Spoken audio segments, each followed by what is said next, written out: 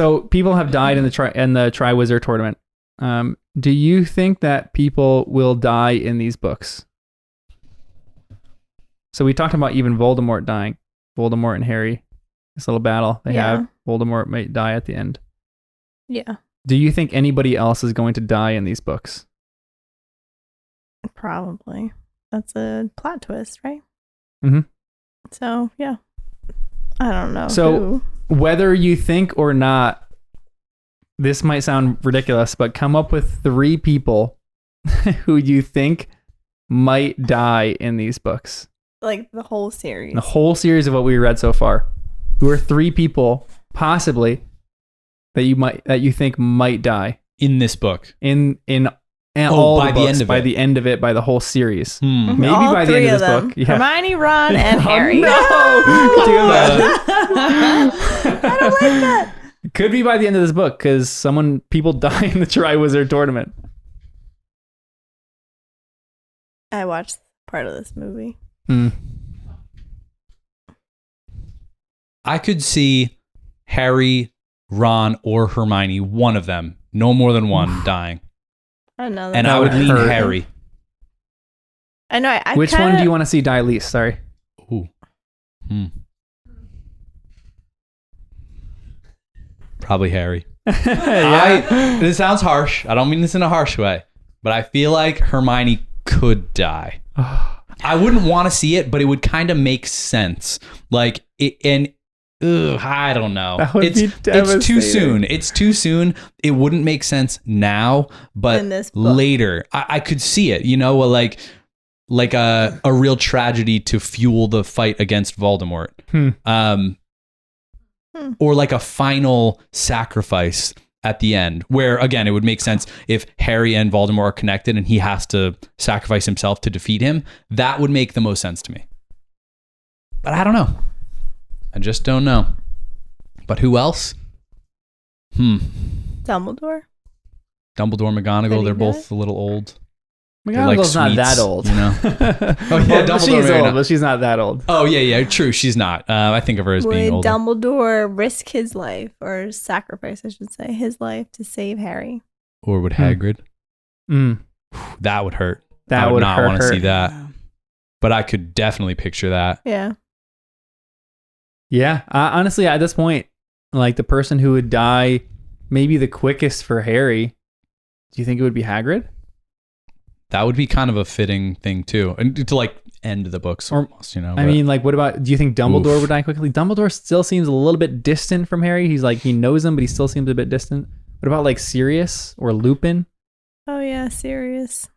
Every time they bring him up, I cringe because I'm like, don't send letters to him. I don't want anyone to find him. Yeah. Yeah. But that's a separate thing. We'll get to in a bit. Yeah, I almost expect Sirius to die.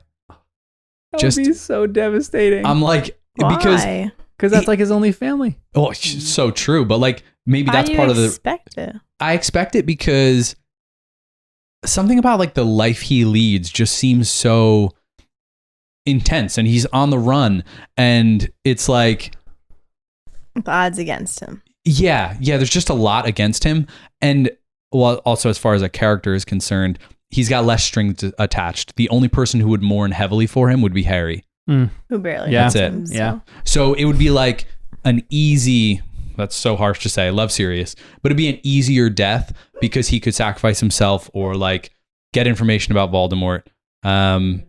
Wes is having some kind of dream. A nightmare. Nah, I don't want to see Sirius go. I don't think Harry would be the only person that mourned for him, though. Ron and Hermione probably would. Not to the extent. A little bit, yeah. Same thing as Dumbledore, because Dumbledore knows his truth now. Mm-hmm. Knows that he was there protecting James and Lily. So Dumbledore would, I think, mourn out of fear of or sadness of like everything that happened. Like he really found out this person was good, and he's mourning over that. Huh. Well, that would be a decent little redemption too if his death proved his innocence somehow. Yeah. Ooh. So then, like the world would see his innocence, but not until he was gone. Wow. That would hurt. Yeah, that would not be nice. Oh. I don't know. What do you think, Jen? Who else is off the table or on the table for a death scene? Mr. and Mrs. Weasley better survive or I'm Yeah. closing the book. I'm like, and we're done here. But also in this crazy wizarding world, I feel like nobody is truly gone. Like you can bring people back from a lot, but that's the part I don't fully get. There's ghost stuff there. So if anyone dies, I'm going to keep reading and just praying for some random wizard solution we don't know about yet, like that can bring them back. Or they're going to be a ghost and that can somehow be a happy ending because, you know, then the Weasleys can prank the students of Hogwarts for all eternity as ghosts. But like whatever it is, I feel like there's always hope to bring someone back. Maybe. Oh, but you said something about a heart. Like, when Crookshanks jumped in front of Sirius's heart, you were like, there's a heart thing. Like, we haven't seen a heart stop yet and come back from it. Is there wizard CPR? Is there something like they're donezo? If you're killed by a dark wizard, you can't come back. But like most other forms of death, you might be able to do something. Well, I don't know. And we finally learn of what the killing curse is here, which is, do you guys remember? I mean, it's dangerous to say it, but you guys can say it and I would get nothing but a nosebleed. Ooh, nice. Avada, right?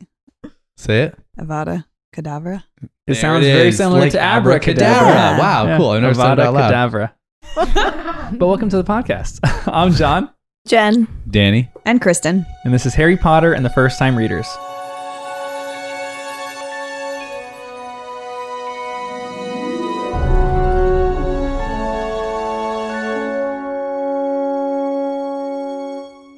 This is the conclusion to chapters 11 to 14 of Harry Potter and the Goblet of Fire. Again, give us a rating and review. Follow us on social media. We have our subreddit, which is our main thing. You can also support us on Patreon. Everything is at First Time Readers or r/First Time Readers, or our Twitter is First I'm Readers, of course, as you know. Also, you can email me. This is really fun. We're putting together some mailings and stuff like that. If you want a bookmark or a sticker, just email me. It's at firsttimereaders@gmail.com. So firsttimereaders@gmail.com.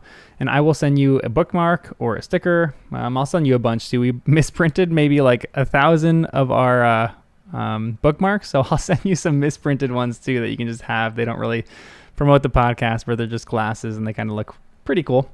And then also you can support us on Patreon and we'll give you a bit more of like merch for it. We'll send you like a handwritten letter. We'll give you some pretty cool stuff. So we're putting that in the works right now. So we'll have more details on that and we'll throw it on our subreddit and maybe our YouTube channel as we go on. Also support our YouTube channel. Just go subscribe to us. We're starting to put some shorts out there and we're putting the podcast on YouTube. So our numbers are continually increasing for different things, which is really fun to see. And again, I'm completely blown away by the support for this podcast right now. People seem to just really be loving this and resonating with this and like enjoying Danny and Jen's first time reads and enjoying Kristen as she's talking about all sorts of things with her read. It's something that's, I think I knew was like going to be really enjoyable, but I didn't know it was going to take off this fast or have this much of a following behind it right now or like have this strong of a community. And it's so much fun to see that. I just want to thank you for your support and all this kind of stuff. It has meant the world to me. It's just so much fun. It's keeping me motivated to keep doing this kind of thing. And just I'm even like coming up with people that haven't read this who can maybe do like a season 2 or something like that. So we're even planning for that. We're planning to maybe do some kind of live event one of these days. All that kind of stuff. We're really appreciative and supportive of this community that we've built. And we want to just keep building it around people who just really love these books and can share a common bond through reading these books and who also want to vicariously live through other people who have read these books for the first time, which is kind of the purpose of this whole thing. So again, thanks for your support. It really means the world to us. If you want to support us in other ways, just follow us, rate us, and review us. If you want to really support us, you can give on Patreon. And enjoy these chapters. Enjoy chapters 13 and 14 of Harry Potter and the Goblet of Fire. But we are into the Mad Eye Moody chapter 13. Very quick summary of this chapter. You learn about him and his class, and he does. We don't hit his class yet. Oh no, sorry. But we learn about him. Yes. Through what? How do we learn about him? I don't remember. Sorry. Malfoy. We never use transfiguration as a punishment. Oh yes, my day was Yeah, it was right. Yeah, it was this chapter, right? It was McGonagall. It was so good. So we start this off and they're going to care magical creatures and herbology. Which class would you rather take between the two? And we asked this in the early section of the podcast. What is your favorite class at Hogwarts? And has that changed at all? No. I think I said transfiguration, and I feel like that still would be the defense against the dark arts with Lupin. I would have liked to take that. Oh, yeah. When you have a good teacher for that, it's a fantastic class, but rarely do you have a good teacher. I said herbology, I think, and I still might go herbology. Although right now they're taking out the pus of bubo tubers, and I don't know if I would want to do that. Like popping pimples on bubo tubers. Well, Yeah, that's a weird one. like pimple popper. Gross. Yeah, great video. Gross. Really gross as well. Yeah, I literally it's pretty can't gross. But remember it's- what I... Do you remember what you said? I don't I don't what said. remember. No, I I might have remember- said history of magic. I don't remember things from 5 minutes ago. That was too long ago. Divinity class. But I feel like the stuff that I would enjoy about magic is the stuff that Hermione's reading about in the book of spells for that year. Yeah. But I feel like, what is that class? Like just the general education class, not a specific thing, but who's teaching that one? You know, like that's the stuff that I feel like is a little bit more practical, kind of my speed. I would love the history of magic, but like it's just some of the little stuff, the charms and the spells, but it's not potions, it's not herbology, it's not magical creatures or history, not transfiguration or divination. It's the other stuff, the random breaking glass because it's fun and then fixing it because you can. Like those real practical spells you'd use in day-to-day life. It's the home ec of wizards. Yeah, the whole mecca was You would love that. How to be I would love that. Yeah. Wizarding 101, 102, Yeah, like, 103, 104. When you're being a normal wizard in life, what are the spells you're going to use? Reparo, Cleano, Scrubbo, The cooking spells, Adding you it know, all like to everything. Rosto. I thought so. They go to Trelawney's class after this too. Do you guys still think Trelawney's a fraud? When she's conscious, yeah.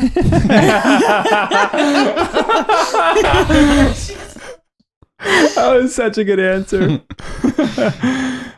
She does have this moment, one of my favorite moments in the whole chapter, where she goes, or someone, they're looking at their star charts and they go, "Oh, Professor, look, I think I got an unaspected planet."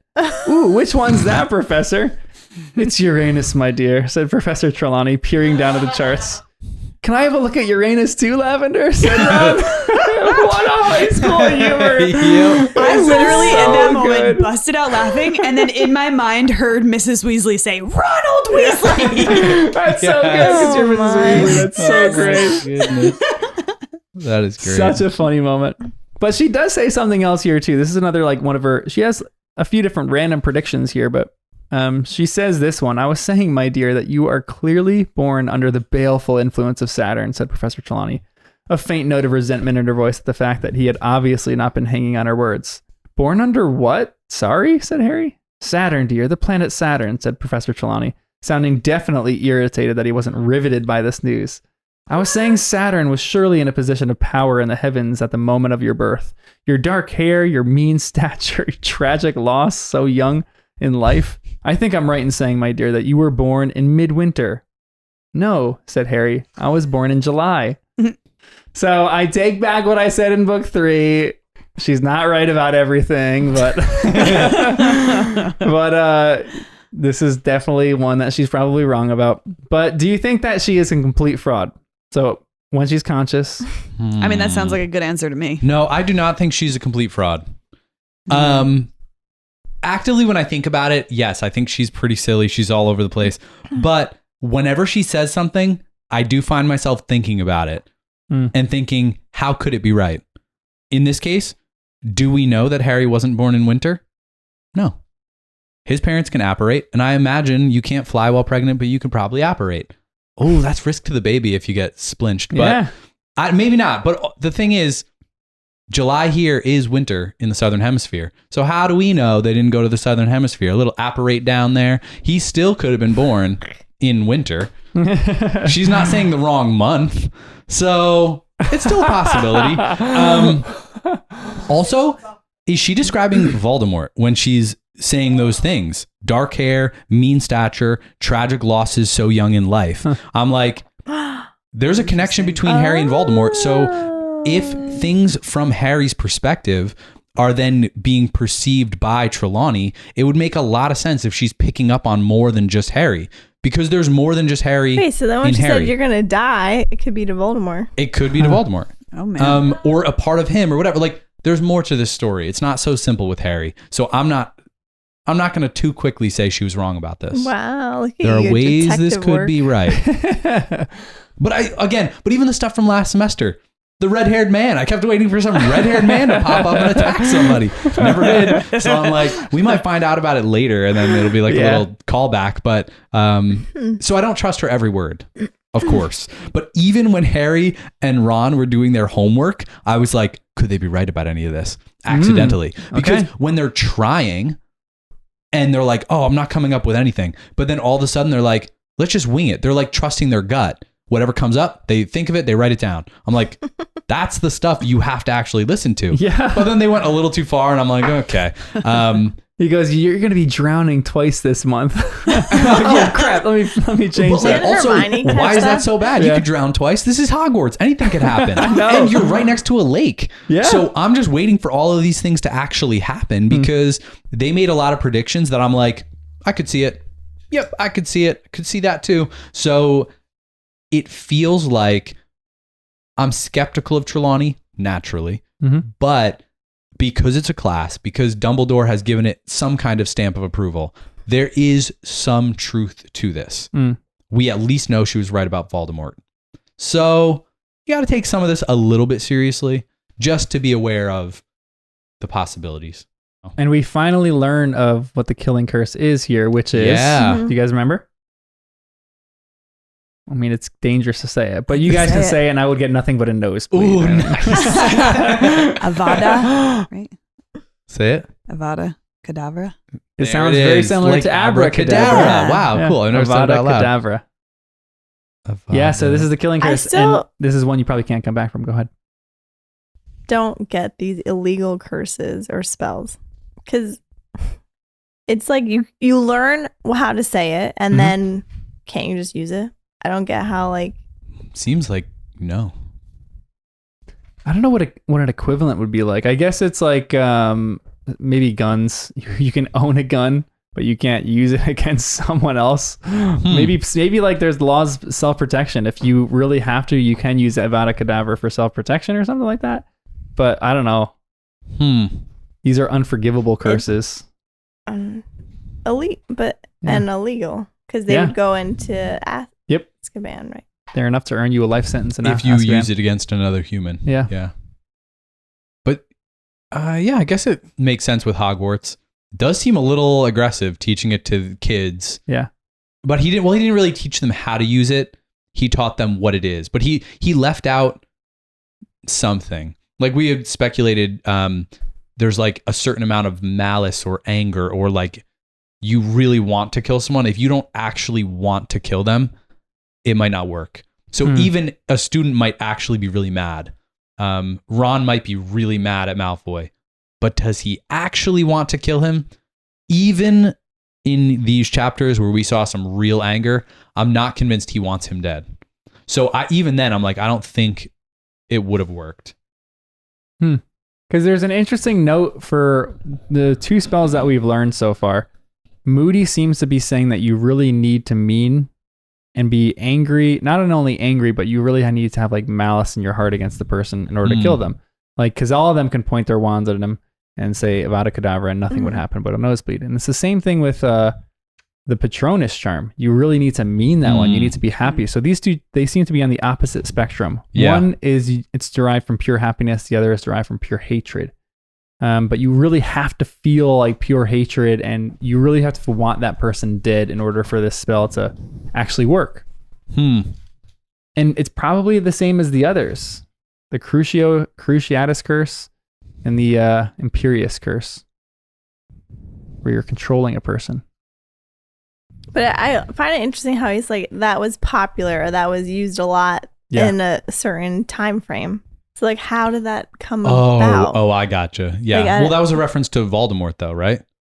I didn't know. I don't thought remember it was if that came up someone's here. dad. Your dad would know that because of why. I forget who. So Remember yeah, so what who I'm said talking about? who talked about the Imperious Curse? Who brought that one up? Yeah, I It don't was- remember.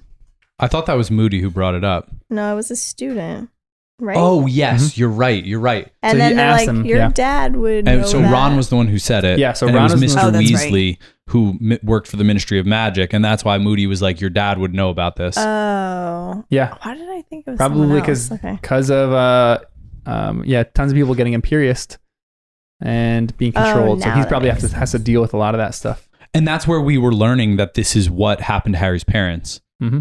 Because, and it lines up with the green, Mm-hmm. that is all he remembers from his childhood, and the green of even the dark mark. Yeah. So it's like, and that's why it was like intense for Harry in these chapters, because he is seeing how his parents died, and Ron was being insensitive about it. So that's pretty intense. And so we now know Voldemort did that to a lot of people. But we still don't know. And then I much. went back to the first chapter, the intro, because I'm like, Yeah. oh, that makes sense. I feel like that is what happened to the three. The three people, and that's why there were no marks, no autopsy results or whatever. Yeah. Any updates on what you think happened to the first chapter? Like, as you read, what are you like? What's your like default setting for that first You're chapter? allowed to ask questions, John? Well, I'm just curious because mine has shifted a bunch of times, and I'm like, I know. No, I still like my theory. what was it though? I have to listen to the podcast. Oh, okay. But it's Re-listen to all the locked in. episodes. You guys had one podcast, I think, during The Prisoner of Azkaban, where you were just floating theories back and forth about the stuff that were so fascinating. Some were way off, and some were like kind of close. It was interesting. It was kind of fun. Someone said too on this that you guys have to let me know how many times you are tempted to throw the books across the room. If something goes wrong, like no, throw it across the room. Like last Kristen would definitely tell I you. know. She would have a lot, I'm sure. Does that mean a lot of people die? Don't tell me. No, because Well, just like even in here, Neville does something silly, or Harry is being annoying, and there's plenty of those moments. like you guys know Neville's one of my favorite characters. And it breaks my heart. This chapter, which we're on chapter 14 right now, we kind of skipped a little bit. Yeah. But this one made me have to close the book at least for a little bit because I like hurt me so much to see Neville in such pain. Yes. And I want to talk about that in a little bit. Where I don't want to get to that yet, but I don't get it. it's universal with a lot of my friends where who have read this book where they will have to shut the book. Not literally throw it, but like shut the book at certain times because something upsets them because they have loved these characters so much. So even if it's something small, like even with like Harry, like in the Prisoner of Azkaban, when they essentially uncover this whole plot, they realize that Sirius is okay, and then everything goes to crap. You're like, no, you like almost have to shut the book for a little while because you're like grieving that loss. You're like, Harry had someone he could be with. He was going to spend the summer with Sirius, and that was you just lost that. So I like mourn those situations. They are sad to me. But so on the Imperious Curse, what are your thoughts on the we Imperious didn't do a Curse? summary of chapter 14. Yeah, I mean, Oh wait. Is the curses don't come up till 14? yeah. Oh. Yeah. I thought that was We part of seamlessly 13. just went into this. Because I knew we just slid into it, but I wasn't sure. We'll come back to this discussion in a little bit. I have like one or two more for 13 that I want to touch on. Okay, nice. So very quickly, actually just one more. Because the next one's gonna be a transition because the last one is what do you think of Moody, like as a person? Do you think do you still like Rita Skeeter? Because she writes this little article and she says she has a portrayal of Moody that he doesn't know a handshake from an attempted murder. Do you think she's a good journalist still? Yeah. I do, only because it's locked in. Like, I already think of her as being a good journalist because she's doing good work. Like, the Ministry should be called out for all of this. this is not okay. They have no accountability. So her role is important, and I still trust her specifically. But the part that gets me, Arnold Weasley. I know. You're a It good makes no journalist. sense. Like, when I'm reading that, I'm trying to come up with reasons that that's right. Is there an Uncle Arnold we haven't met yet? Is Arnold his real name? Is it like, to me, I'm like, it doesn't make sense that she would get the name wrong. She knows a decent amount. She even was talking about Bill in one of her articles. Like, she dives deep, and it just doesn't seem like a mistake she would make. Or maybe it's a purposeful mistake and she's has a dig at Arthur Weasley over something and she wants to like really insult him. Maybe they dated. Ooh. Plot twist. I like it. That's so true. And even like she's a journalist, so it feels like she's on the outside, but she's a wizard. Mm-hmm. She went to school, maybe at Hogwarts, you know? She might have known all of these people growing up. We don't know how old she is or anything really about her, but I still trust her as a journalist. But this makes me a little more skeptical than naming. That I'm like, why? I know. There's something behind that. And she's being a little harsh. Yeah. But I'm okay with it. Sometimes a journalist has to be harsh for certain things. Exactly. Like this. And then we get this line, Moody is turning students into ferrets. And we hear, "Professor Moody!" shrieked a voice. Professor McGonagall was coming down the marble staircase with her arms full of books. "Hello, Professor McGonagall," said Moody, calmly bouncing the ferret still higher. What? What are you doing? Said Professor McGonagall, her eyes following the bouncing ferret's progress through the air. "Teaching," said Moody. Moody, is that a student? Shrieked Professor McGonagall, the books spilling out of her arms. I love that so much. I love how he just says, "Yep." Yeah. He's so confident. I love it. Yeah, Just not apologetic at all. I love it. He does not care. But what do you guys actually think of Moody? So let's transition this into the next chapter too, because we're already talking about the. I'll give a quick summary of the next chapter. We learned about the unforgivable curses. There you go. And it's a crazy lesson of Moody's whole thing. Moody's whole first lesson with them. What do you guys think of Moody? I mean, I was kind of saying before, he's unapologetic. Clearly, he doesn't care what he does. Yeah. Or consequences. Yeah. I thought he was very harsh in that scene.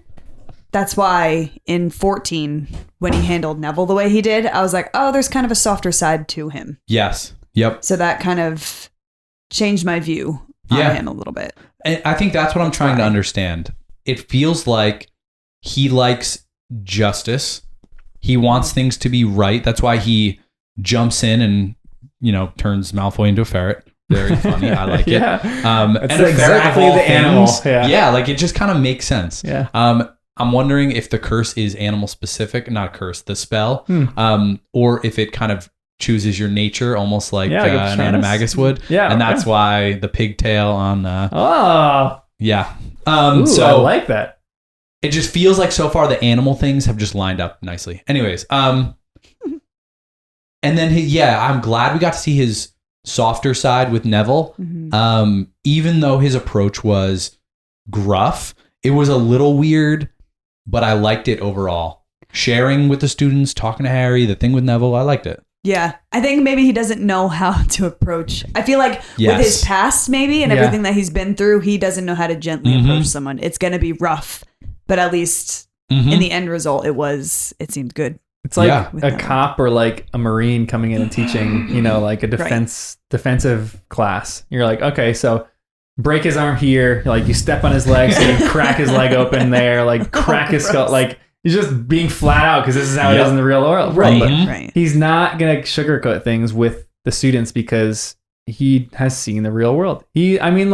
I think this line is said in there too, where half the cells in Azkaban have his name written on it or something like that. Yeah. Like he's locked up half the people in Azkaban just because of him.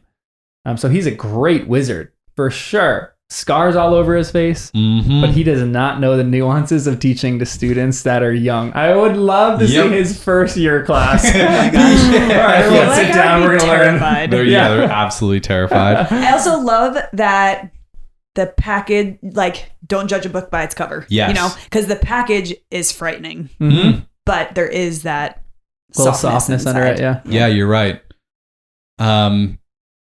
it feels like he's just also just bad with kids. He's not a good teacher. He's just really good at what he does. And I think it might have been Rita Skeeter who said it, that he was a little crazy thinking there are dark wizards everywhere. And I'm like, yeah, that's not crazy. We just saw the dark mark go up. Yeah. There are dark wizards everywhere. And a lot of wizards are oblivious to it or closing their eyes on purpose. Mm-hmm. Yeah. So I'm like, yeah, he's not crazy. He knows what he's looking for, and he's seeing the signs. Yep. And we even hear Sirius in his response to Harry say something similar. Like, I'm picking up on things. There are rumors. Hearing you say that, I'm going north. Yeah. So yeah, I'm trusting this dude. He's got good instincts. Side question too. If you were to teach the first lesson of Defense Against the Dark Arts, how would you guys teach it? Would you be more like Moody? Would you be like Lupin? I mean, Lupin is a more nuanced version. He's like, not like, okay, these are the unforgivable curses. He's like, let's learn about Pogarts and have a fun lesson. How would you guys do it? It's a good question. I mean, all of us would probably say, like Lupin, obviously. I know. Of course. But any other strategies that you'd throw out there? I mean, it probably would line up with Lupin. I'm just thinking of my teaching days of dance and how I would approach things. It's like you want to connect with the kids and you want them to feel comfortable. So especially a first lesson, you kind of want to go that. I would want to go that route. Yeah. Especially for such an intense class. Yeah, it is really intense. I wouldn't want people, especially first years, beginning, like you kind of have to start with the why. Yeah. And I feel like that's where the history would come into it too. Like, dark arts, what are they? Dark wizards, where did they come from? Why are they dark wizards? Did they start as good wizards and they became bad? Were they bad from the beginning? And why do they hate us? Yes. Why do they hate muggles? Why do they hate? Like, you have to understand these big why things, and then that becomes your like motivation. You're like, okay, good. That's why this class exists. We've learned all the whys. Now, here's what you're up against. Yeah. Because we are Harry. We do not understand this yet. We are in his mind. Mm-hmm. Hermione might not understand it. Ron doesn't understand. He doesn't understand what the dark mark is. Yeah, so he really didn't have a good understanding. To know the whys. And that's something the dark mark should have come up in class. And maybe they just weren't paying attention. But like that seems to me like a perfect, relevant, recent example of dark arts. Yeah. So when Defense Against the Dark Arts, that should be first year stuff. Talk about Voldemort. That's fresh. That's new. Like that was not that long ago. Every student has, well, not every, like the wizard students with wizard parents, the parents would remember this. Mm-hmm. So I feel like learning about that, and here's what Voldemort did. We know for a fact he did these things, these curses, these spells, these marks, and here's what you do to defend against them. Yeah. Or here are the steps you take to be able to defend against them by the time you graduate. Just lay some nice groundwork. Of course, we don't get a lot of the groundwork, boring classes. We only see the highlights, but still. Yeah, Moody is a really interesting person. Jen, do you like Moodier, or do you think he's a bad teacher? What are your general thoughts on Moody? Yeah, he's not like a great teacher. I think he just knows like a lot.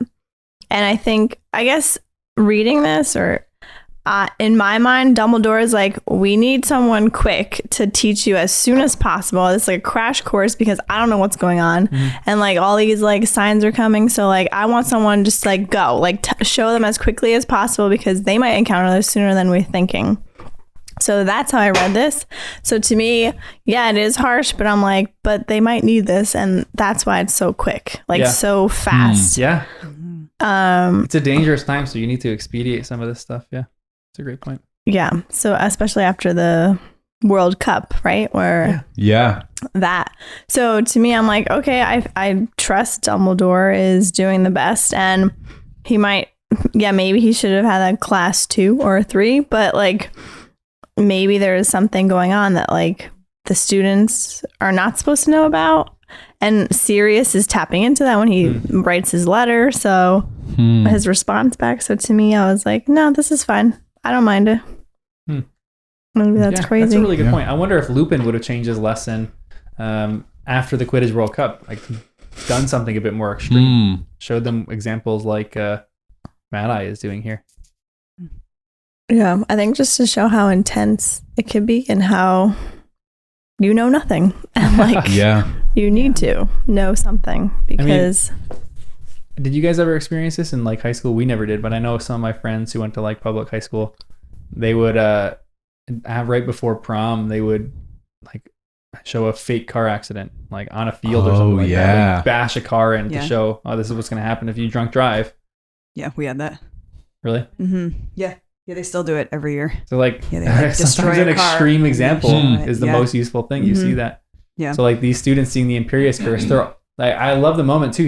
He's an effective teacher at least because he's having fun with the spider, like doing it twirls and everyone's laughing in the class. And he goes, "Oh, what should I do next? Should I drown it? Should I make it like do whatever I want to do? You know, should I throw it out the window or whatever he says?" How do you think the ministry? It does have this line here. He says some job for the ministry trying to sort out who was being forced to act and who was acting of their own free will. How do you think the ministry is actually sorting those people out?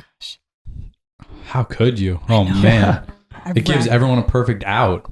Yeah. Yeah, but maybe there's a spell or a charm or something that reveals must be, right? truth, right? That's what I would think. But nothing they could have used on Winky, you know, like, and it feels like but this is a thing that could have been used against her. Elf. Looks like she's dragging something. She's like doing weird stuff. Like, this is a perfect example of like, was it her own will if she did anything? I don't know. And now she's got a combined thing because she's already a house elf. She feels that deep desire to do what she's told. And then you throw a little unforgivable curse on top of that. I don't know. She's powerful as an elf. Maybe she could resist. Random theory just popped to mind. But yeah, how do you tell? Yeah. It must be very tricky to tell. Maybe it is doable, but it's really, really advanced magic.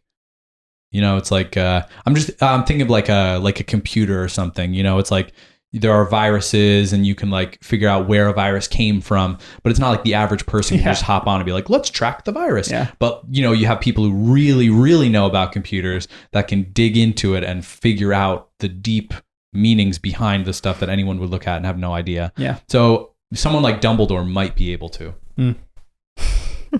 Yeah, like Dumbledore and Snape.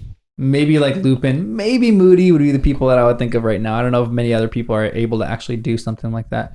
Like I would say Dumbledore maybe flat out might be the only person who knows if someone's been Imperious cursed or not. Like he could probably just tell. Right. Other people, I don't know if they could yet. At least the ministry can't because they're pretty incompetent. They seem also out of practice. Yeah. Like it seems like a lot of them it's desk jobs, you know?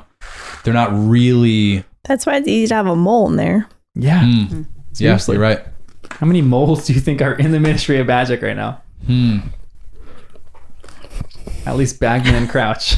And I think that's why it's a good move by Dumbledore to bring in Mad Eye or are we just going to call him Moody? So we bring in Moody because he's going to be able to spot the dark wizards, the bad stuff. And our theory, or what I'm thinking now, is one of these bad wizards is going to be at Hogwarts during the Tri-Wizard tournament. And now you've got the perfect person there to seek them out.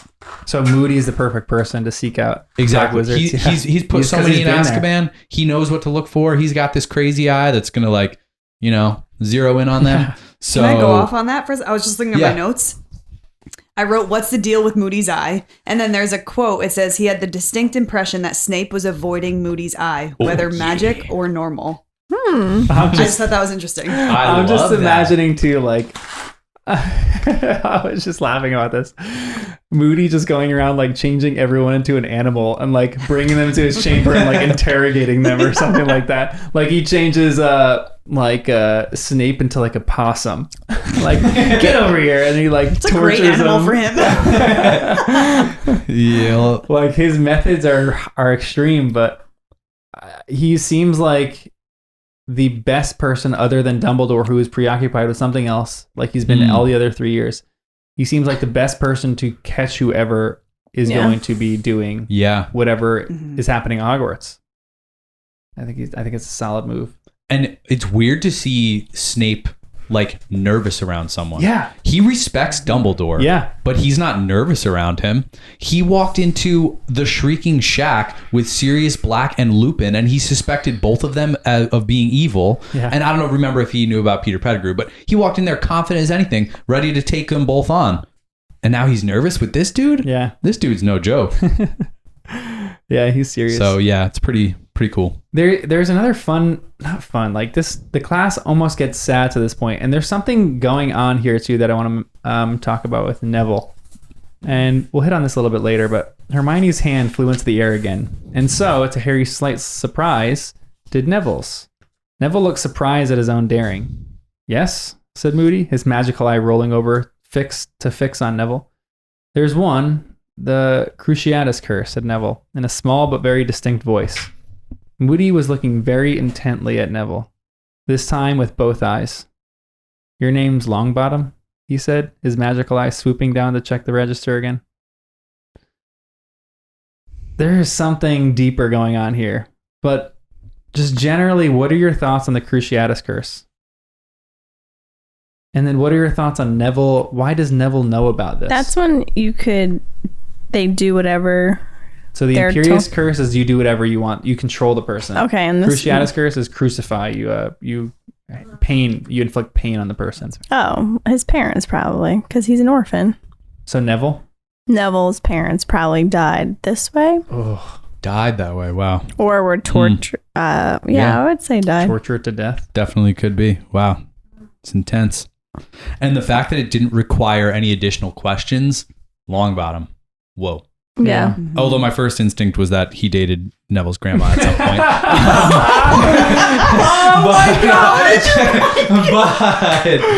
But that was just Gran and Moody. No, that is headcanon for me.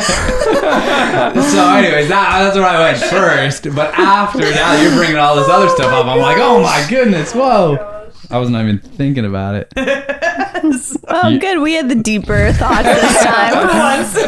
But Wow, so you're right, though. This is an interesting point with her writing that, like, this is why I love reading with groups, is that she sneaks deep stuff into her writing that, like, one person can notice and another person can't. Like, you can skip over stuff very, very quickly, which is all over her writing. And this is one of those good instances where it's like this interaction, it just seems like a normal interaction that they have. Like, what's your name? Longbottom? Checks the register.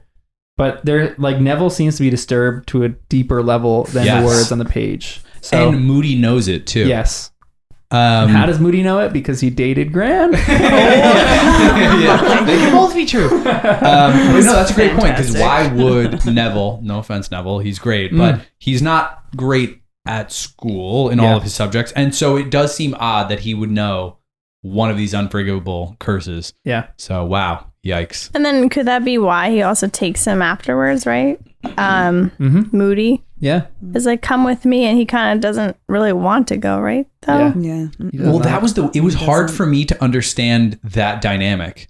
Like, I got a little lost in it. Like, Neville's responses, I couldn't tell if it was him being scared or like, I thought he was in a trance or something at first when he was like saying things that didn't make sense, and then he got distracted when I think it was Hermione who was talking or someone else, and I was like, what's happening? It felt like it like wasn't him. So now reassessing that, reading this as something could have happened to his parents, now I'm kind of getting it. Like there's like a lot deeper going on. I felt like he was kind of looking at the other kids like, can you get me out of this? Right. Like, help me to not have to go with this. Yeah. But that also felt like a little weird. Well, I guess it's fair to be scared of him. After you see him just do these curses on spiders. I mean, I guess it could have been scary, but I was thinking more like he's going to want to talk about his parents maybe, and like it's something he doesn't like. It's traumatic, and like I don't want to do this. Yeah. Seriously, like he doesn't want to relive those memories again. And nobody would. Yeah. But even Moody, for whatever it is, if that's the case, he might know it's still healthy to do that, and that's why he knew what this would bring up for Harry, at least. Yeah. But it was still healthy to do it. Do it once. You maybe never have to do it again, but you have to learn it. You have to have that conversation, and then you're set forever. They learn the killing curse here too, and this is what he says after. Not nice, he said calmly. Not pleasant. and there's no counter curse. There's no blocking it. Only one known person has ever survived it, and he's sitting right in front of me. Yeah, that's crazy. Such a good line. But then there is a counter curse to a way if Harry is alive. Ooh, yeah. There has to be some kind of counter to There this. is something, because how is he alive? What is that something? Love. I was gonna. I just hit my mic. Sorry, I got excited. I was gonna say because that was mentioned with his mom, right? Mm-hmm. So yeah, I would agree something along the lines of that. But how many people have died that have loved them by Avada Kedavra? Why is Harry the only one to have survived that? I'm sure there's other people in the world that were about to be killed by Avada Kedavra, and they were loved. So, It wasn't his destiny to die. the chosen one. The chosen one. Yeah. Or somehow he's connected to Voldemort. Because they have the same, I don't know, the wands are the same. I'm not sure if that would have been before, like, Yeah, like would have always been like that, even if he didn't try to kill Harry? Or was this because you try to kill Harry, you have part of Voldemort? Now, there's things that overlap between the two people. Yeah, like was the connection formed in that moment or did it exist before? I still don't know. And the other part that it reminded me again, hearing it like in this chapter, was whether Voldemort was going to kill Harry's parents or he was there to kill Harry. It seemed like to kill Harry And from the parents, this that was one, an right? after effect. So then it felt also like if Voldemort goes into a house and uses this curse on people and kills them and there was love and whatever, that's one thing.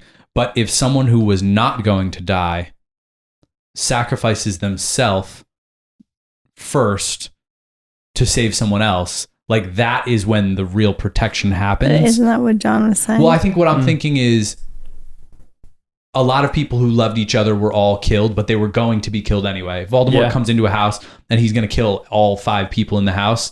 Like someone trying to save someone else, but they were already going to be killed. Maybe that wouldn't have the same effect, but I'm thinking his mom might not have been killed, but she chose to be killed to protect Harry, maybe. Yeah.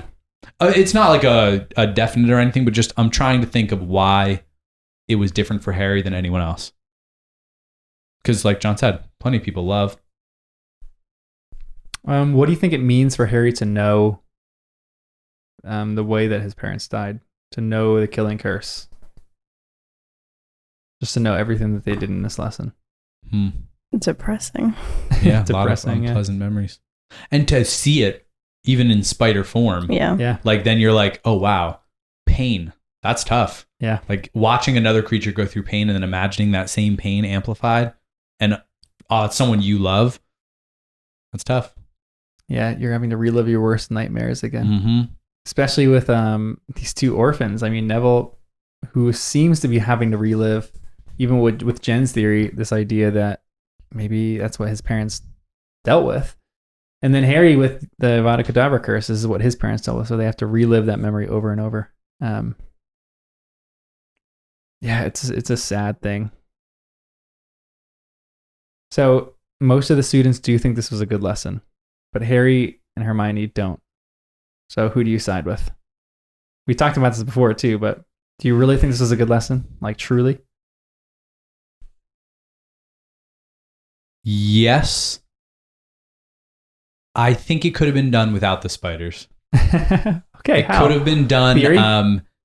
Discussing, talking about it without the visuals. Maybe. I'm not saying it was definitely a bad idea to use the spiders. It helped it be more, powerful for everyone. Was it worth it though? To cause Harry a little pain, Neville some pain. The spider some pain. And the spiders, Poor spider. I'm just hoping they're not real spiders. They just turned some I'm okay with teacups that. into a spider or something. Maybe. And that's why they chose spiders, right? They're like, no one cares if we kill spiders. Ron is okay with it. He's like, kill the other two. I'm okay with that. Right. Which is fair, but it also seems weird because like spiders have a personality and they have voices. He enlarges the spider and he's like, everyone, look at this. It's just so weird. So yeah, I feel like without the spiders, it would have been better. Yeah. Kinder, I'll say. Yeah. But it seems like his style. Bring the spiders in. Give a visual. You got to give a visual sometimes. Yeah. You thought it was good? You'd go full spider? I just think I'm coming from that like theory that that something bad's gonna happen soon, and it's just like, let's get us like allow the kids to see what evil is out there, because this could be around the corner, and talking about it in theories is not gonna help. Yep. And for all the things these kids have experienced, they're experiencing this out there in the world. You know, Ginny is being captured and brought down there, almost getting, killed by Voldemort. And all of these crazy experiences are happening out there in the wild. So a little bit of emotional intensity in class is not a bad thing. This is where that should be happening. So that the kids are more prepared for those emotions when they face them in real life. So yeah, I'm not like against it, but it's just intense. Yeah. Oh. Well, I think Harry and Hermione didn't like it because, Hermione's kind of feeding off of Neville and Harry, but they've already experienced it. Yeah. So they're already at the magnitude where they kind of understand. The other kids don't. So that's probably why they liked it. They're detached from it. It's a little bit of excitement. Ooh, this is different. Yep. We're seeing this forbidden thing, So, you think about that. It is exciting. But when you've experienced it, then it's a different level. Yeah. And that's why they don't like it. Surprised though that he didn't pull them aside. Like, he could have maybe to make it better, pull Neville and pull Harry and be like, hey, these are the things I'm going over. If you are okay with seeing this, then stay in the class. If you don't feel like you can tolerate it, we can chat after, and you just skip this class. Yeah, that would have been the proper teacher thing to do. Yeah. But he's not a teacher. Like, even with the car crash thing, if there's any students whose parents have died in a car crash, that would not be very good. That would not be too kosher. Yeah, that's so you pull those students out of it, and you're like, hey, Mm-hmm. you're not going to watch this again. Like, this is terrifying for you. Mm-hmm. So those students are extra traumatized. Like, an example like that, like Harry and Neville and Hermione, because Hermione is empathetic with the others, really feel this. The others kind of think it's cool. Like, Moody does say this though. He says almost pleadingly, like, I do love these lines. I do love this writing. He just goes, you've got to know. It seems harsh, maybe, but you've got to know. No point pretending. Right. Yeah. That's how I took it. Yeah. And his eye quivered. Like, he feels the emotion of this too. He knows it's intense. Yeah. He's like a tough guy, but like, I feel like this got to him a little bit too. Yeah. Yeah. Yeah. I really like Moody. Oh man. This is such a good chapter. This is freaking an all-time chapter. I love this chapter so much. But then they finish this lesson.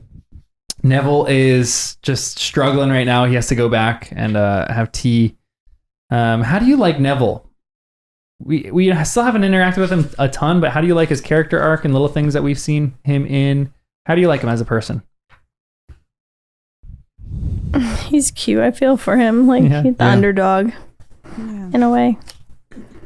This is one of the more significant bits we've gotten out of him. Yeah. But I loved when he stood up to Malfoy in the stands of the Quidditch match. I think that's when that was, a couple books ago. So I do feel like for the amount we see him, he gets like some quick growth. Like, we're seeing a lot of growth at key moments, because he doesn't get a lot of screen time, page time. But yeah, I really like him. And he's one of those characters too that we don't get a lot of time with him, but in the earlier books, he just seems like a side character. In this one, and especially in this story, it seems like you're getting a mysterious back version of him. Like, there's something deeper going on under Neville's skin that we do not know yet, that we're gonna find out. I don't know when, but we'll find it out soon. Yeah, I'm glad he's kind of making an entrance again. Yeah. Getting a little bit more.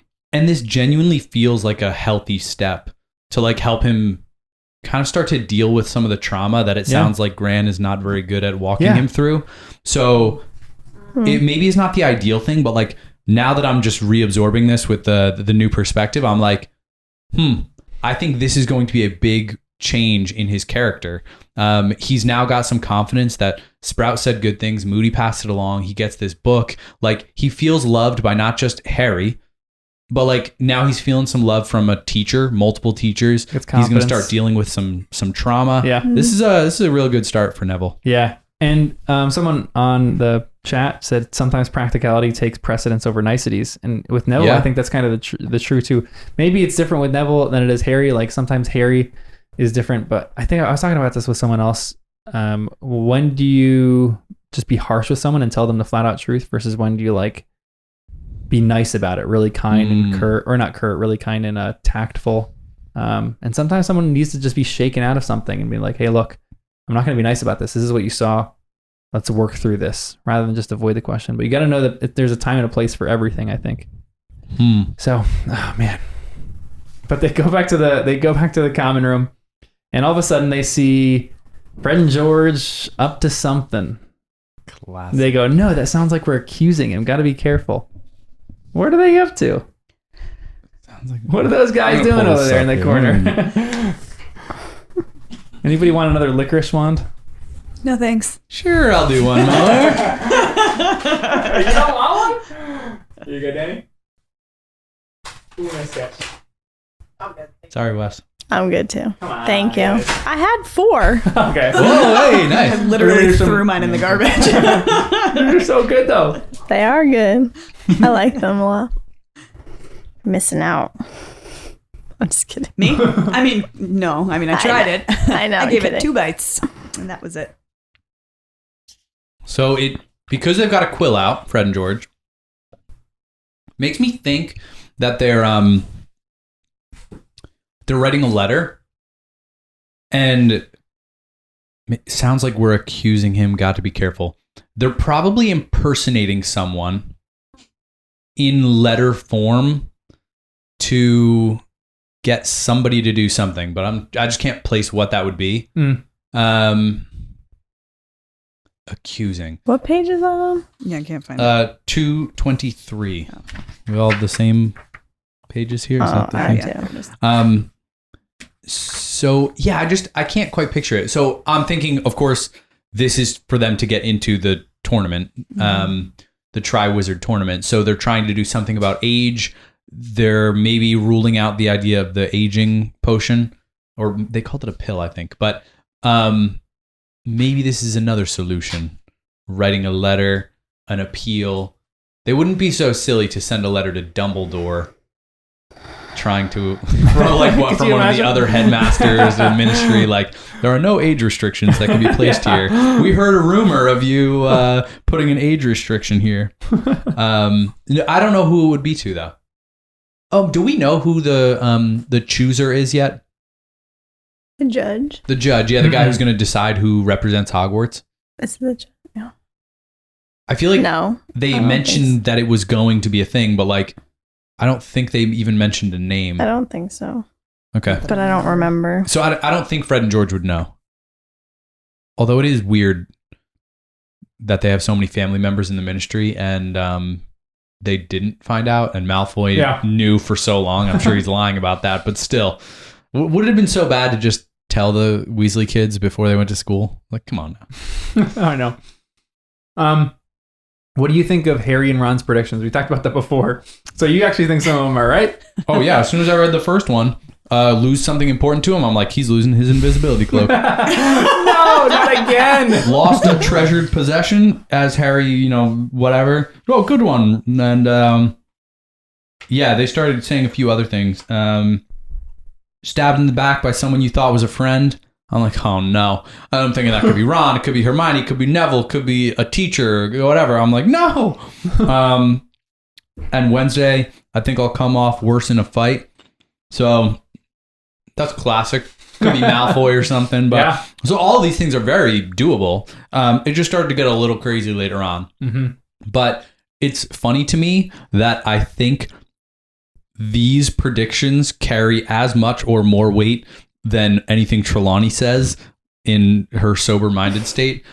So, yeah, it is funny, but I would not be surprised at all if some or all of these came to fruition. What predictions would you make about yourself if you were faking it in Trelawney's class? Probably that was good one. What is the number one thing you'd say? Like, it's all fluff, you know what I mean? Yeah. But I'm trying to come up with accurate predictions about my life. Yeah. I will yell at the child next week. Dumb. Nice. I'll be annoyed with someone at My work. coworkers. Yeah. I will have a miscommunication with friends and family. And being able to blame it on planets and stuff is great. Yeah, for real. Yeah. That made me Because of the laugh. planet Jupiter, I'm going to, have a black eye or... Hey, Wes. I'll make a prediction about Wes. He's going to run off somewhere. He's going to have a play date with his sister. Yeah. He just had a play date with his sister. It was so cute. He seems a little tired from it. I know. He is dead It's tired right now. great. Which is, speaking of pets, freaking Hedwig comes in and Harry doesn't even delivers have a letter. a treat. Harry doesn't have a treat. Like, throws her, says, go to the I was Owlery. gonna Get say, out he of got here. annoyed at him. He was like, he got annoyed that he didn't have a treat. And you got annoyed at me a while ago for I saying know. that they're bad pet owners. He is a terrible pet owner. And they Should all not are. own now. Even earlier in these chapters, when they were getting in the taxi and like Crookshanks is climbing up some dude's leg and stuff and getting scared with exploding things, like they're just not keeping a good eye on their pets. No. Ron didn't even know it was freaking Peter Pettigrew for 13 years, which is, is excusable. I guess it's all right. We suppose, but also Give him a little pass. I feel like there would have been signs. I don't know what, but like something. He literally stayed a rat for 13 years straight. He never took a break. I know. That's what I'm saying. We said this before, but he probably took a break in like midnight had and Ron woke up accidentally and saw this weird man standing in his room. Yep. And then I love how he's in the picture when they're in Yeah. Egypt, and he's just like hanging out with his hand. Yeah. Oh, he's showing off his finger. It's so funny. Yep. Happy as can be. What was the question? It was just a comment on Harry yeah. being a Sorry. bad pet owner. Only like 2 more questions left. So, do you think so Neville not Neville. Hedwig comes back with the news and that Sirius is coming back. Do you think it's a good thing that Sirius is coming back, or do you think he's being a little careless? I think it's good. Yeah. I don't I actually know. wasn't positive he was coming back. I pictured him in the Caribbean.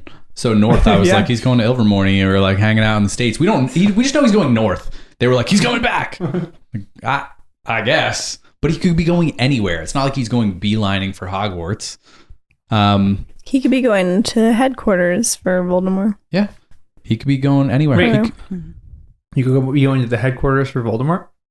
Serious. Maybe he's going to spy on them. Oh, full frontal assault to the Maybe he's going to maybe. the Riddle House. the Riddle House. And he's going to go check it out try to stop him before. He's not that powerful right now. Maybe he can take him. It would be good timing to stop him now, for sure. And where is the headquarters? Like, don't they all meet up somewhere? Or do they all have they have to, because they have like these port keys. They have, right? Is that the right term? That's a good point. And if they can like shield things from Muggle eyes, you imagine they could do the same type of stuff to shield from wizards. Kind of like a secret keeper, but like something else where you could basically have a whole castle, secret evil lair Yeah, like somewhere. you have like a pin and you all push it at the same time and you end up at like the Riddle House. Whoa. Yep. wow, I don't know. that'd be sweet. Could happen, right? It's magic. Yeah, anything's possible, pretty much. Yeah. Whatever you think of, there might be something magical about that it's revealed later in books. It Yeah. feels like arrogance from Harry he just always thinks he knows better. Yeah. Like he gave Sirius information, and Sirius, who is really good at stuff, Better than takes Harry. the information and makes a decision. And Harry's like, I shouldn't have told him. Mhm. Like, Harry, just chill. You always should tell people.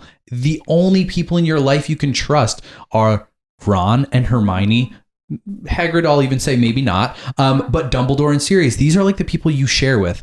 And even if, And Sirius brings up another person that they could trust, is just Mad-Eye Moody. yes. So that's huge because yeah. he's reading the signs. Like he says, okay, I'm seeing this and Dumbledore's seeing this. So he's reading the signs correctly. These are the people that you can trust. You can trust Ron, Harry, You can trust Ron, Hermione, Hagrid doesn't say that, but Dumbledore, Moody. These are the people that you can trust. Yeah. Like trust these people, lay into these, like hang out with these people. Everyone else is off the radar. Like you need to put them and figure out if you can actually trust these people or not. I feel like maybe he questioned or got annoyed with himself because now Sirius is going to be in jeopardy. Yeah. And I think he is terrified of losing people, and he's his only family. Yeah. So I think he's probably got annoyed, like, oh my gosh, because of me, now this one he family went member. to Dumbledore first. Yeah, that is a fair balance. Yeah. And even like Sirius said, like if it happens again, go to Dumbledore, which he should have done the first time. Like, why? Why Yeah. send it? And then it ends up telling him, stop sending your snow owl. Like, Yeah. or was that ahead? I don't know. Was that ahead? Am I ahead? I'll stop. No, that sounds like I something think he would say. I don't remember him saying it, but I might have. Because Keep your eyes I open, hate I'll every be in time that he was touch. sending him letters. I cringe because I'm like, you're gonna expose Sirius Black, right. and the Dementors are gonna get him. Or That might have been something you read in the beginning of the next chapter, but yeah. Either way, it makes complete sense. He's on his way north. He's traveling. Feels reasonable, but you're right. It's a good balance for Harry that actually, he would the be next scared chapter about that. is good. Oh man, I'm eager.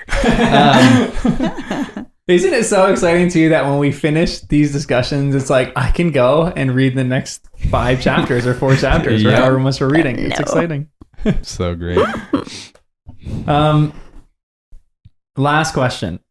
And actually, we touched on this one, so we don't really have to talk about this one. So we kind of pretty much touched on everything about this one. I was going to ask, why is Neville awake? He's awake at the end of this chapter. It goes, the dormitory was completely silent. That sounds like a weird question without context. And had he been less preoccupied, Harry would have realized that the absence of Neville's usual snores meant he was not the only one lying awake. Neville was lying awake too. We kind of talked about why. Yeah, I feel like it's that Like trauma. Just, from thinking about the trauma. Yeah. Not being able to sleep. Who are Neville. your guys? Who do you think wins the House Cup in these chapters? Who's the best character?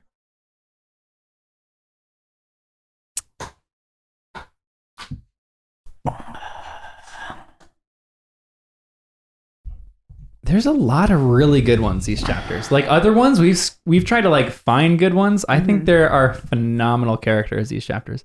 Everyone has a strong showing, it seems, except for Ron, who's like, no, let's enslave the house elves. Hermione is standing up for house elves, doing really good, standing up for other people. Neville has a strong showing in these. Yeah. Harry has a very strong showing with most of what he's doing. Like Sirius is great in this. Moody's fantastic. His first lesson is great.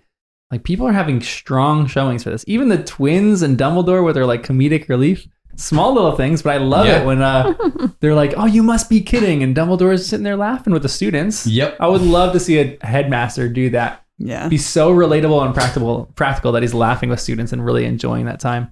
I love Dumbledore. So great. And you guys know my hatred of Dumbledore in the movies because he doesn't compare to the books. Like you never do that in the movies. In the books, he is just such a great guy.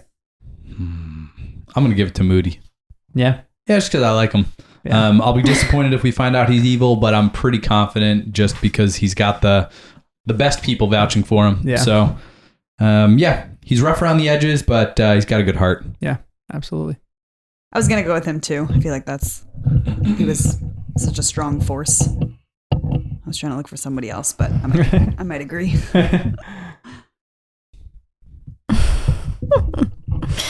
Ditto. I liked Hermione too, though. Yeah, she had a good stretch. And coming up with her SPW at the end.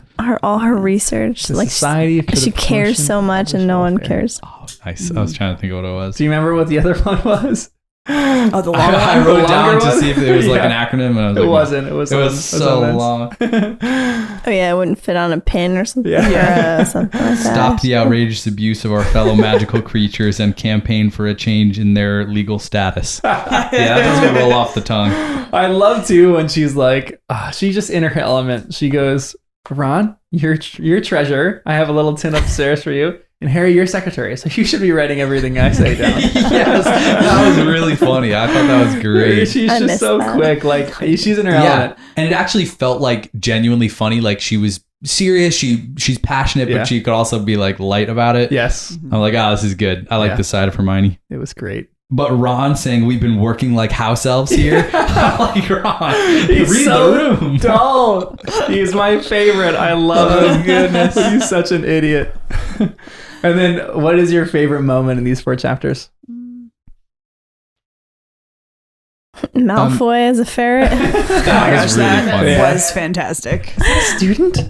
I didn't know it was him at first because I'm listening to it and I didn't know what happened. Like, why is there a ferret in this now? And then all of Yeah. a sudden, Or was I the only one?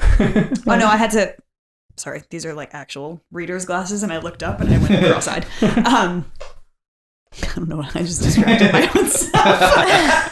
Looked up, went cross-eyed, and all my thoughts went away. What did you just say? It's getting The late. ferret moment. Oh, was I had a to go favorite. back and reread that because I Okay. was very confused. Yeah, Why is there a so- ferret on the floor? All of a sudden, yeah. I'm like, he's chasing Yeah. what? Why is he chasing? Yeah, I had to go don't back. know. Hmm. Okay.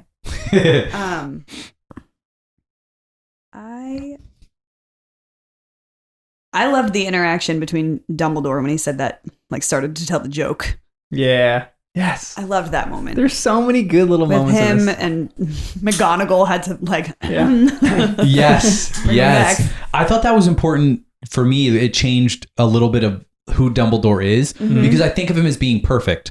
And Yeah. even if he is faking imperfections to make people feel like he's a little more accessible, Yeah. still That's I liked it because he's being corrected by a fellow teacher. He's saying things and stopping halfway through. Like, it just felt like very real and it was good. It made me wonder how much responsibility McGonagall has. Right. Like, does Dumbledore actually do the hiring? Does it say that? Or is Because McGonagall after that the one moment, I who's was like, kind I of feel like like maybe she's sitting pulling the in on strings all on- of those meetings Yeah. and being the adult about it? Yeah. Yep. Hmm. I don't know. It just I made me could think. definitely see that. I cannot picture Dumbledore being good at anything administrative. Yeah. Like, Yeah. he His can be a files leader are- or whatever. Yeah, but there's no way he's organized. Yeah. Um, That's McGonagall. He's not, So on, I feel he's like not on the McGonagall Google is Suite. very He doesn't important. have any organization. Yep. Yeah, that's a great moment in these chapters. It really brings a different kind of character to Dumbledore. And there's a lot of those too. With I think just in small moments, these characters are growing a lot. Like even the twins, we didn't know them. We knew they were fun and stuff like that, but now they're like, there's something serious going on. There's something deeper. Even Neville, he's a little bit deeper. Yeah. Like there's just so many good ones. Dennis Creevy moment is one of my favorites. Just someone in love with this wizarding world. It's just great. But I think I'd probably say my favorite is. Can I have a look at Uranus too? I'm sorry, but that is such Yep. good high school humor, and I cracked up at it. I'm still a high schooler. Oh, I laughed out loud at that part. Yes. I thought of you, Jen.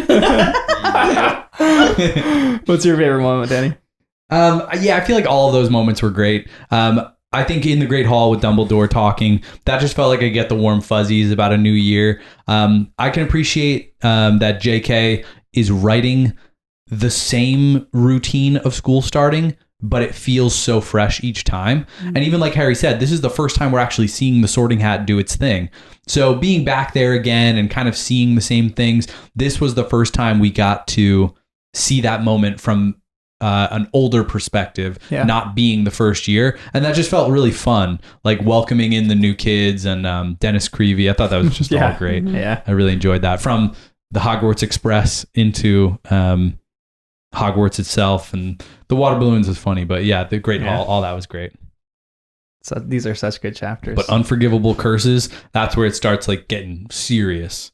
So I enjoyed that for a different reason. That like was a throwback to the feeling of chapter 1, the mystery, the big evil stuff that's going on. Yeah. That we're going to hear more about, I'm sure. This book does such a good job of mixing serious stuff in with lighthearted stuff. Yeah.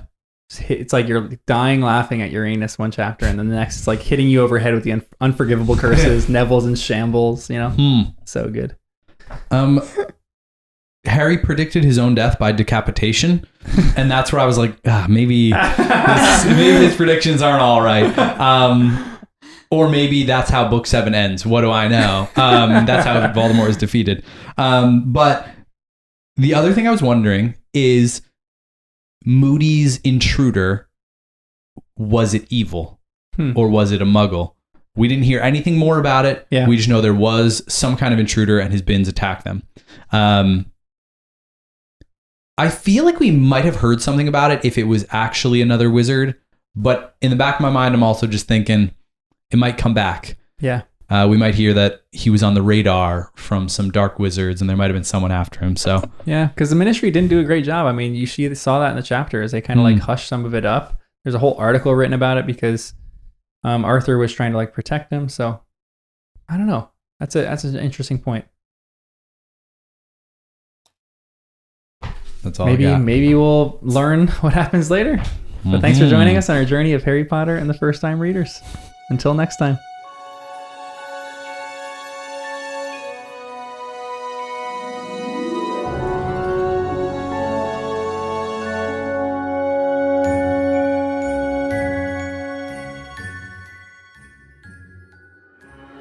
What are we going to read for next time? I think we are doing 4 chapters, I want to say. Let me look this up real quick. So the next ones are Bobaton and Durmstrang, and the Goblet of Fire, the 4 champions, the Wang of the Wands. So we will do the next 4. 4 champions. Wow. So we'll do 15, 16, 17, and 18.